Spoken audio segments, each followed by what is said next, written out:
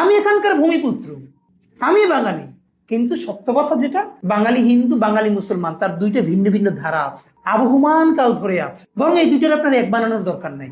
এই যে যার একজন সকালে উঠে হারমোনিয়াম নিয়ে বসেন, রেওয়াজ করেন, ধর্মীয় উপাসনা মনে করে, আরেকজন ফজরের নামাজ পড়ে তেলাওয়াত করেন।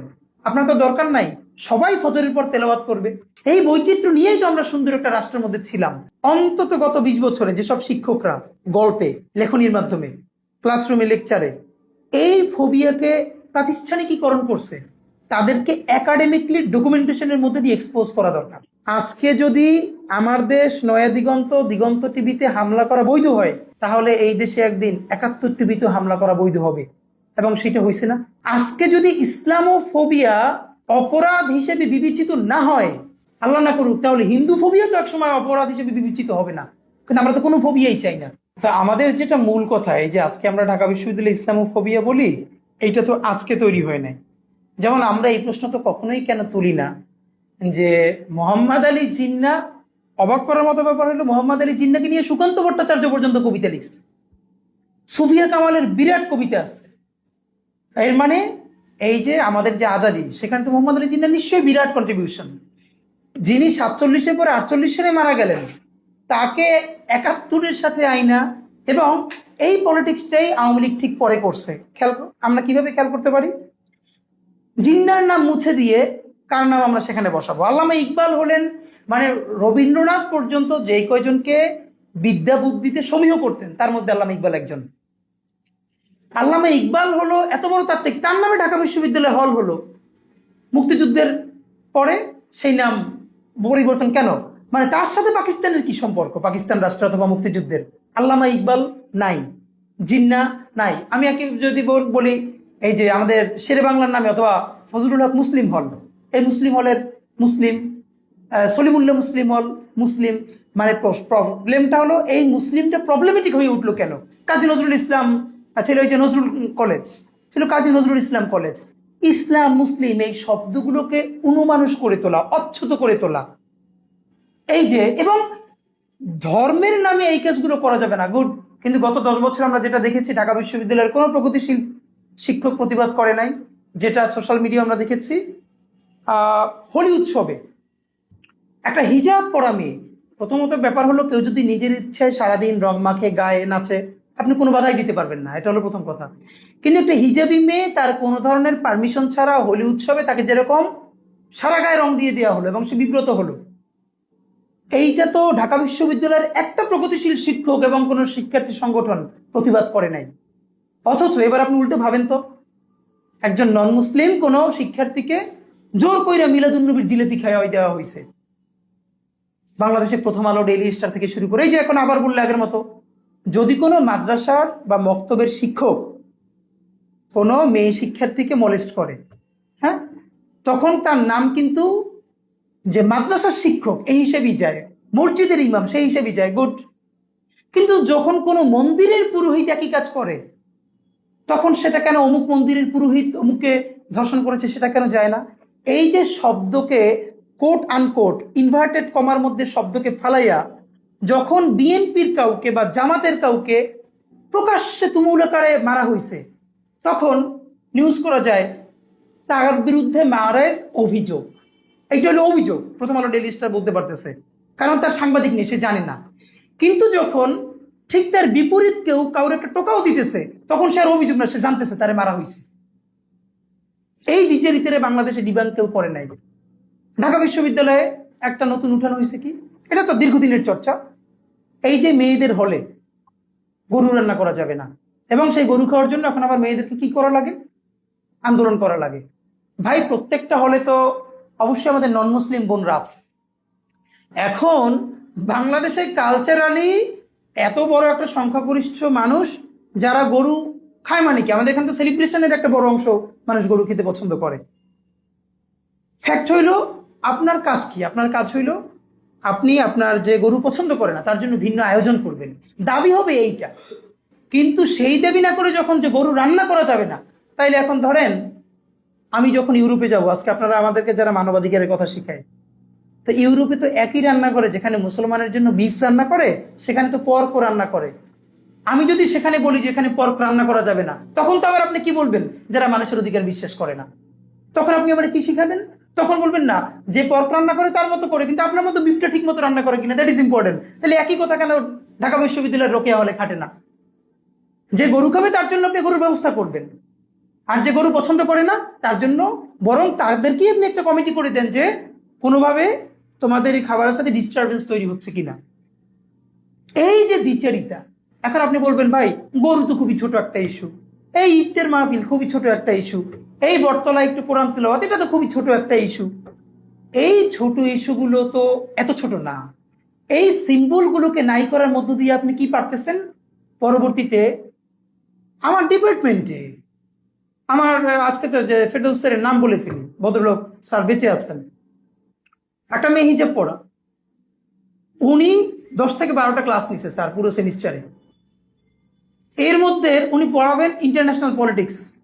যদি ওনার টপিকেও কভার করতো তাইলেও আমি বুঝতাম, কিন্তু উনি ও কেন হিজাব পরে, ওর কথা তিনি হয়তো ঠিক মতো শুনতে পারেন না, এই জন্য তিনি প্রতিদিন পড়াইতেছেন হজের সময় তো মক্কায় মদিনায় কেউ হিজাব করে না, তাতে কি হজ হয় না?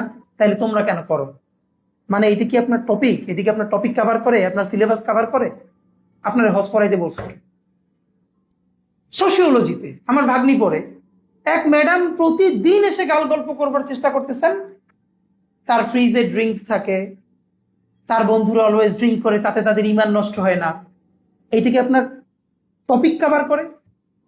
এখন একই কথা যখন আপনার বিপরীত শ্রেণী মানুষ বলে, তখন তো আপনি তার ছাই মেখে ধরেন।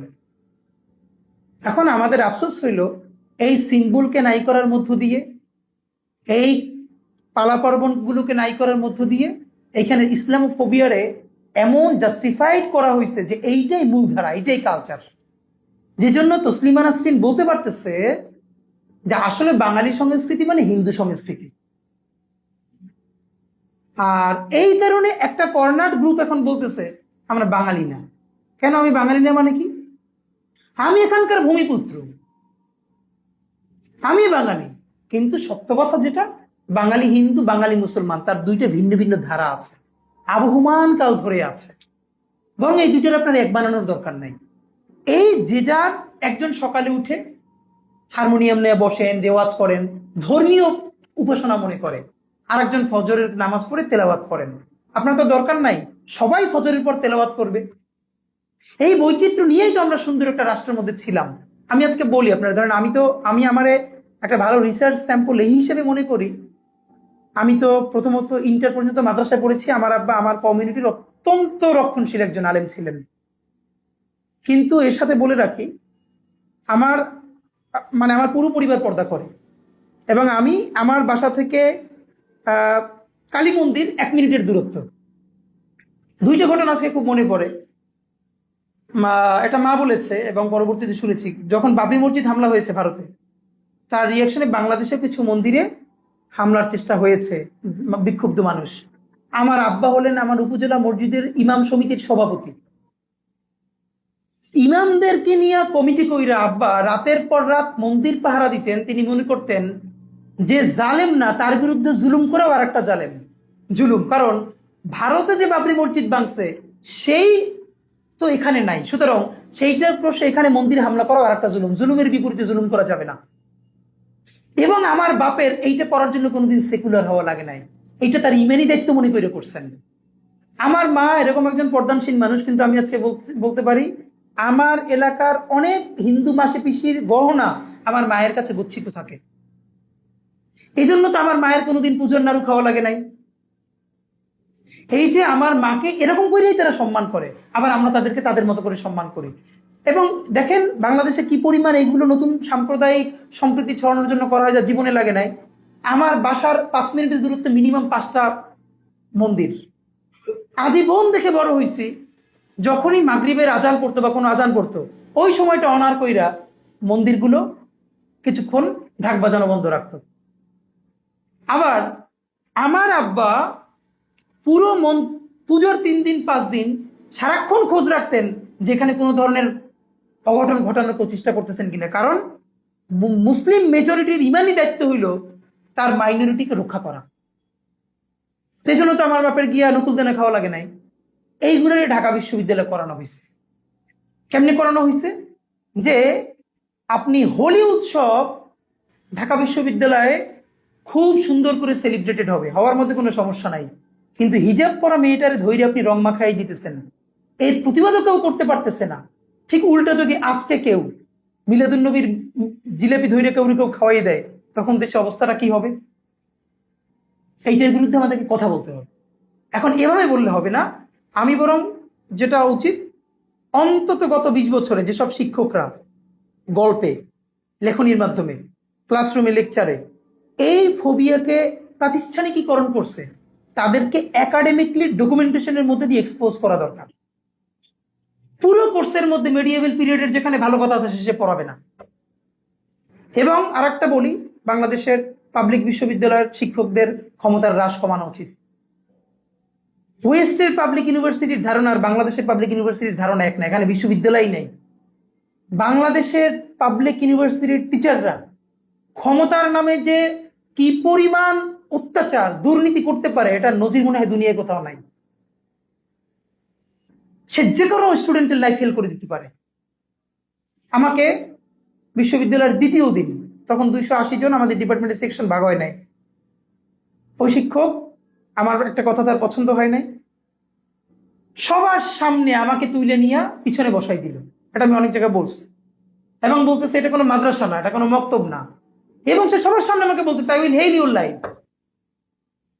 এবং ক্লাসের পরে আমার কিছু বন্ধুরা এসে আমার বলতেছে পরের ক্লাস থেকে তুমি তোমার ড্রেস পাল্টাও, আমি সাথে পাঞ্জাবি টুপি না পরি, আমি যেন টি শার্ট পরি। তা আমি বললাম, তখন আমার মাথায় করছে যে আমি পাঞ্জাবি টুপি পরারে সোয়াব মনে করি না, কিন্তু এটা আমার কালচারাল আইডেন্টিটি মনে করি। যে বাংলাদেশের মতো রাষ্ট্রে, যেখানে এই কোটি কোটি পাঞ্জাবি টুপি পরা মানুষের ভ্যাটের টাকায়, ট্যাক্সের পয়সায় রাষ্ট্র চলে, সেইটা আমি পড়তে পারবো না কেন? প্রবলেমটা কি? আমার তো অধিকারের প্রশ্ন, আমার তো স্বভাবের প্রশ্ন না। সেটা তো এরকম 100 ঘটনা তো আমি নিজে সাক্ষী। আমার ডিপার্টমেন্টের চেয়ারম্যান ম্যাডাম হেফাজতে পূর্ব আমাকে হেফাজত বলে ডাকতেছে ক্লাসে, কারণ আমি মাথায় টুপি পরি। এই হেফাজত তুই দাঁড়া, কারণ আমার মুখে দাঁড়িয়ে আছে। এরপর আমি সবসময় নিজেকে হেফাজত বলে পরিচয় দিচ্ছি। তো এরকম তো আছে শত শত ঘটনা।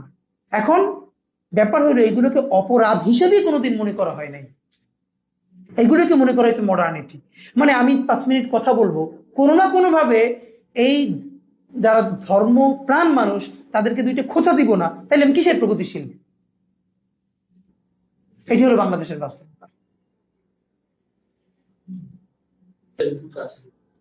মানে সংঘবদ্ধ এজেন্ডার তো অফকোর্স এটা তো এমনিতে হয় নাই। কিভাবে?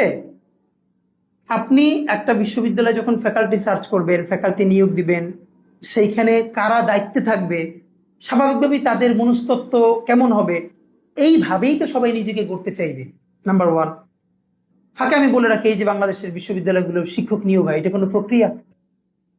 লিখিত পরীক্ষা নাই, থাকলেও তো সেখানে প্রশ্ন ফাঁস করে দিবে। সব থেকে ভয়াবহ ব্যাপার হলো কোনো ডেমো নাই। আপনি জানেন যে ঢাকায় ভালো যে কোচিং গুলো আছে বিশ্ববিদ্যালয় ভর্তি কোচিং এর জন্য, তারা পর্যন্ত অনেক ডেমো ক্লাস নিয়ে তারপরে ফিডব্যাক নিয়ে টিচার নিয়োগ দেয়। আর বিশ্ববিদ্যালয়ের মতো জায়গায়, হয়তো সবাই ঢাকা বিশ্ববিদ্যালয় বলতে তো দিতে নাই, প্রত্যেকটা ডিপার্টমেন্টে সর্বোচ্চ 10% টিচার থাকতে পারে, ওই 50 মিনিট ধৈর্য নিয়ে তার কথা শোনা যায়, বাকি 90% তো অখাদ্য। এর মানে কি? আপনি কাদেরকে নিয়োগ দিবেন, কোন সিস্টেমের মধ্যে দিয়ে নিয়োগ দিবেন, এটা তো আপনার অলিখিত সংবিধান। এই জন্য আমরা যেটা চাই, কারো ফেভার দরকার নাই, এটা একটা প্রক্রিয়া হোক। শুধু রেজাল্ট হইতে পারে না, তার রেজাল্ট হবে, তার পাবলিকেশন লাগবে, এবং তার রিটেন পরীক্ষা হবে, সেই পেপার সংরক্ষিত রাখতে হবে, এবং ডেমো থাকতে হবে। যেইখানে ডেমোতে যারা সামনের শিক্ষক ছাত্ররা থাকবেন তারা একটা মার্কিং করবে। যেমন আজকে যদি বলি, ওয়েস্টের সব ইউনিভার্সিটিতে, ইভেন বাংলাদেশেরও বড় প্রাইভেট ইউনিভার্সিটিতে, ক্লাসের পরপরই ফ্যাকাল্টিদেরকে একটা স্কোর করার অপশন আছে স্টুডেন্টদের হাতে। কে কতটুকু ভালো পড়ায়, কার প্রেজেন্টেশন কত ভালো, সেটা দেখে প্রত্যেক ফ্যাকাল্টি নিজের ইমপ্রুভ করবার চেষ্টা করে। ওই স্টুডেন্টদের ফিডব্যাকের উপরে কি হয় যে সে সামনে ইনক্রিমেন্ট কেমন হবে, প্রমোশন কেমন হবে। আর ঢাকা বিশ্ববিদ্যালয়ে চাকরি নিছে, এরপরে কেয়ামতের আগে এই চাকরি আর যাবে না। সে ছাত্রীর সাথে অশালীন ব্যবহার করুক, ধর্ষণ করুক, যা ইচ্ছে তাই করুক, না, কোনো কথা হবে না। কোথায় ফিডব্যাক? কিচ্ছু লাগবে না, আপনি শুধু স্টুডেন্টদের ফিডব্যাক নেওয়া শুরু করেন। মিনিমাম কতটা, একটা সেমিস্টারে কতগুলো ক্লাস নেওয়া লাগে, 3 ভাগের 2 ভাগ টিচার কোনোদিন অত পরিমাণ ক্লাস নেয় না। এরপরে ক্লাসের যে কি কোয়ালিটি সেটা তো পরের কথা, কিন্তু সে ক্লাস নিক আর না নিক, সে আধা ঘন্টা ক্লাস নিলেও তার মধ্যে 10 মিনিট ইসলামোফোবিক আলোচনা করবে। কেন মেয়েদের মাথায় হিজাব থাকা লাগবে? এটা কোনো দরকার নাই, মক্কা মদিনায় তো নাই, তাইলে তারা যদি পারে তোমরা কেন পারো না? কেন তোমরা এইটা পারতে? আমার টিচার এসে দেখলো যে, আমরা মনে আছে খুব, যে আমরা আমাদের ক্লাসে কেমন ধরনের কালচার হয়ে গেছিল যে ছেলেরা বসতো সব এক পাশে, মেয়েরা বসতো এক পাশে। সে এসে খুবই আপসেট, এসে বলতেছে তোমরা কি এটা মাদ্রাসা বানাই ফেলছো? ইউনিভার্সিটিতে তোমরা এরকম ছেলে মেয়েরা ভিন্ন করে বসছো? অথচ তিনি আবার, বিশ্ববিদ্যালয় হলো মুক্ত মনা একটা জায়গা, এখানে যে যেরকম করতে চাইবে তাকে সুযোগ দিতে হবে। মানে হইল, কোনো ছেলে মেয়ে যদি পাশাপাশি বসতে চায় এইটা তার কাছে অধিকার, আর কোনো মেয়ে যদি মনে করে না আমি কোনো ছেলের পাশে বসবো না, আমি একা বসবো, এইটা আবার অধিকার না, এটা ধর্মান্ধতা। মানে তার মতো করে যতক্ষণ হবে এটা হলো মুক্তমনা।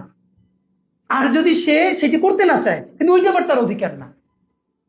তা এই যে আমাদের মনস্তত্ত্ব, এটা তো একদিন হবে না। তো আমি মনে করি যেহেতু সময় এসেছে একটা ভালো, সেজন্য আমাদের এই একটা দীর্ঘ ডকুমেন্টেশন হওয়া দরকার।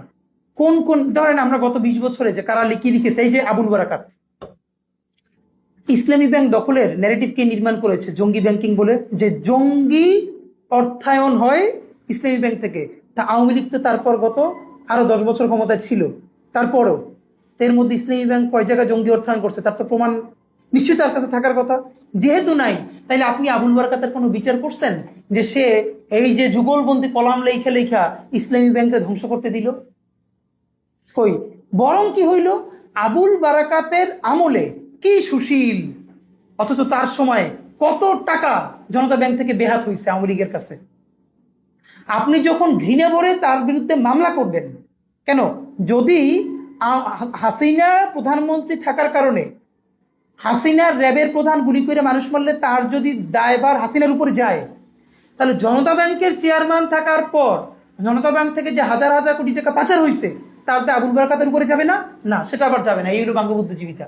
বরং তারে যখন সেইটার জন্য অ্যারেস্ট করা হবে, তখন প্রথম আলোতে যুগলবন্দি কলম আসবে, আমরা একজন শিক্ষকের এইরকম অবমাননা দেখতে চাই না। অথচ এই শিক্ষক অর্থ পাচারকারী শুধু না, ব্যাংক লুটেরাদের ন্যারেটিভ নির্মাণ করছে। এরকম তো 50 জনের নাম বলতে পারবো, তাদের ব্যাপারে আমাদের ডকুমেন্টেশন কই? আর তাদের ব্যাপারে আমাদের লেখাজোখা কই? এই যে গত 20 বছর ধরে আপনি সার্চ করবেন গুগলে, ভাই গল্পটা তো এমনি হবে না। 10 বছর আগে কার ব্যাপারে কি রিপোর্ট করা হয়েছে গুগলে তো ওইভাবেই আসবে। তা আমরা কি এইগুলোকে, এই ন্যারেটিভ গুলোকে ডিবাঙ্ক করছি? আমরা কি তাদের বিচার করছি, অথবা বিচারের জন্য একটা কমিশন করছি? উচিত ছিল কি, কালচারালি কারা ফ্যাসিবাদ কায়েমে ভূমিকা রাখছে লেখালেখির মধ্য দিয়া, আপনি সেটা তো অ্যাটলিস্ট একটা ডকুমেন্টেশনের মধ্যে আনা উচিত। আমরা তো পারি নাই। এটা তো রাষ্ট্রীয় উদ্যোগে হওয়া উচিত। কারণ আমি সেই ছোটবেলায় বলেছিলাম, আমি যখন কোচিং ক্লাস নিতাম, আজকে যদি আমার দেশ নয়া দিগন্ত, দিগন্ত টিভিতে হামলা করা বৈধ হয়, তাহলে এই দেশে একদিন 71 টিভিতে হামলা করা বৈধ হবে। এবং সেটা হয়েছে না। আজকে যদি ইসলামোফোবিয়া অপরাধ হিসেবে বিবেচিত না হয়, আল্লাহ না করুক, তাহলে হিন্দু ফোবিয়া তো একসময় অপরাধ হিসেবে বিবেচিত হবে না। কিন্তু আমরা তো কোনো ফোবিয়াই চাই না, আমরা তো ইনসাফ চাই। এটাই। আরেকটা বিষয় যদি বলতেন, যেমন ঢাকা ইউনিভার্সিটি বটতলা যে গ্রন্থ শিক্ষার্থীদের যারা আয়োজন ছিল, তাদের কেউ কেউ বলে যে তাদেরকে বিশ্ববিদ্যালয় প্রশাসনের দায়িত্ব ছিলেন, তাদের প্রশাসনিক চাপ ছিল। আবার তারা কেউ বলছে যে ভারতীয় হাইকমিশন থেকে প্রেশার আসছে। আপনি কি ইসলাম খুবই ক্ষেত্রে ভারতীয় আধিপত্যবাদের কোনো কানেকশন পান? না, এটা তো খুব কমন বাংলাদেশে। দেখেন, দিল্লির ব্যাপারটা হলো এই জন্য অনেকে বলেন না যে বাংলাদেশে চায়না হেজিমনি তৈরি করতে পারবে কিনা। আমি জানি না চায়না কি পারবে, কারণ আপনি সারা ঢাকার মধ্যে ঘুরে কয়টা চাইনিজ কালচারাল সেন্টার পাবেন? ভাই, ক্ষমতাটা শুধু বন্দুক আর সচিবালয় দিয়ে নিয়ন্ত্রিত হয় না। ইন্ডিয়া যতগুলো ইন্দিরা গান্ধী কালচারাল সেন্টার থেকে শুরু করে যতগুলো কালচারাল স্টেক সে নিয়ে নিছে, বাংলাদেশ থেকে ধরেন আজকে যদি এই প্রশ্ন করি, বাংলাদেশের একজন প্রফেসর তারা যদি পাকিস্তান আজকে নিয়ে তাদের একটা একাডেমিক পুরস্কার দেয়, অথবা আওয়ামী লীগের আমলে দিত, যে খুবই একটা প্রসিদ্ধ ইউনিভার্সিটি ধরেন পাকিস্তানের, সে বাংলাদেশের ঢাকা ইউনিভার্সিটি কোনো একজন ফ্যাকাল্টিকে নিয়ে তার একাডেমিক এক্সিলেন্সের স্বীকৃতি স্বরূপ একটা পুরস্কার দিল, সে কি আর দেশে ফিরতে পারতো পাকিস্তানি অ্যাওয়ার্ড পাইয়া? না। তাহলে একই প্রশ্ন, আনিসুজ্জামান কিভাবে ভারতের সব থেকে বেসামরিক বড় পুরস্কারটা পান, কিন্তু সেইটা আনকোশ্চেনেবল থেকে যায়। মানে পাকিস্তানের যে কোনো পুরস্কার অবশ্যই এটা কোশ্চেনেবল, কিন্তু ভারতে গিয়া লাইন ধরে পুরস্কার নিয়ে আসবেন, সেইটা কেন আনকোশ্চেনেবল? সেটা কেন প্রশ্ন তোলা যাবে না? লাইন ধরে গিয়ে আপনি কলকাতার সিনেমা অভিনয় করে কি অ্যাচিভ করতে চান? আপনি শেখ মুজিবকে নিয়ে সিনেমা বানাইতে চান, আপনি যত টাকা খরচ করছেন আপনি চাইলে হলিউডের লোক আইনাও করতে পারতেন, আপনি কেন ইন্ডিয়ান দিয়ে করতেছেন এটা আমরা বুঝি না। আপনি কাদেরকে খুশি রাখতে চান? সেটা তো খুব ক্লিয়ার। ইভেন অনেক জায়গায় ঢাকা বিশ্ববিদ্যালয়ের ভিসি পর্যন্ত এই ডিসিশন গুলো নিতে পারতো না, যে কোন জায়গায় কোরআন তেলাওয়াতের প্রোগ্রাম হবে কি হবে না, এই ক্লিয়ারেন্স ঢাকা বিশ্ববিদ্যালয়ের ভিসিরা তো ছিল না। ইন্ডিয়ান এম্বাসি যে ব্যাপারে রাগ করবে, এ ব্যাপারে কোনো ক্লিয়ারেন্স দেওয়া যাবে না, কথা সোজা। এটা তো অঘোষিত। বরং ঢাকা বিশ্ববিদ্যালয়ের ভিসি ছাত্রলীগের সভাপতির সাথে কনসাল্ট করতেন এই ব্যাপারে, যে এই ব্যাপারে আমাদের কি করণীয়, কি করা উচিত। এই জন্য আমরা কি বলি, আমরা দিল্লির আধিপত্যবাদে আমরা শুধু এটা মনে করি না সে হঠাৎ করে একটা জমি দখল করে নিচ্ছে, যে সাংস্কৃতিক আধিপত্যবাদ। এবং এখনো এই যে বাংলাদেশের ঢাকা বিশ্ববিদ্যালয়ের ডানপন্থী শিক্ষকরা, তাদেরকে নিজেদের কারো মাজা সোজা আছে, শিরদেরা সোজা আছে, তাদের নিজেদের ব্যাপারে তো নিজেদের বোঝাপড়া নাই। লড়াইটা অনেক কঠিন, অনেক কঠিন সামনের সাংস্কৃতিক। এবং আমি মনে করি সামনের সাংস্কৃতিক লড়াইয়ে যারা বিজয়ী হবে, মূলত তাদের হাতেই রাজনৈতিক বিজয় হবে। রাজনৈতিক বিজয় জিনিসটা সাংস্কৃতিক লড়াইয়ের একটা অংশ, এছাড়া কোনোদিন হবে না। এই যে ইদানিং বাংলাদেশে কিছু বুদ্ধিজীবীদেরকে দেখি পাঠক সমাবেশে ভাইফোঁটার প্রোগ্রাম কইরা, মুসলমানের ছেলে, এরপরে বাঙালির ভাইফোঁটা, বাংলাদেশের ভাইফোঁটা এটা লিখে পোস্ট দিতেছে। এখন কোন হিন্দু বন্ধু কি কোনোদিন বাঙালির মিলাদুন নবী এইটা লিখে পোস্ট দিবে বাংলাদেশে? দিবে না তো। এখন ভাইফোঁটাকে যে সার্বজনীন করা যায়, কিন্তু মিলাদুন নবী ব্যাপারটা হইলো একটা সাম্প্রদায়িক ব্যাপার। ঢাকেশ্বরী মন্দিরে যাওয়াটা হলো সার্বজনীন ব্যাপার, কিন্তু বাইতুল মোকাররমে যাওয়াটা আবার ধর্মীয় ব্যাপার। এই মনস্তত্ব আপনি তো একদিনে ভাঙতে পারবেন না। এইটার বিরুদ্ধে আমাদেরকে খুবই একাডেমিকলি, খুবই গোড়ার থেকে কাজ করতে হবে। বাংলাদেশের রাজনৈতিক দলগুলোর সমস্যা হলো তারা ক্ষমতা মানে বোঝে খালি কন্ট্রাক্টারি, ঠিকাদারি, চাঁদাবাজি। অথচ চাঁদাবাজিটাও যদি ঠিক মতো সে করতে চায়, তাইলেও যে তার কালচারাল লড়াইয়ে জিততে পারতে হবে, এটি খালি আওয়ামী লীগই বোঝে, আর কেউ বোঝে না। এই জন্য আওয়ামী লীগ একদিকে হাজার হাজার কোটি টাকা পাচার করছে, অন্যদিকে কালচারাল ন্যারেটিভ তৈরি করছে। আর তার বিপরীতের দলগুলো কিচ্ছু তার নাই, সে শুধু হাসি খুশি মুখে পার্লামেন্ট দখল করবে আর 5 বছর পরে আবার বিদায় নিবে, আর তার কোনো প্রস্তুতি নেই।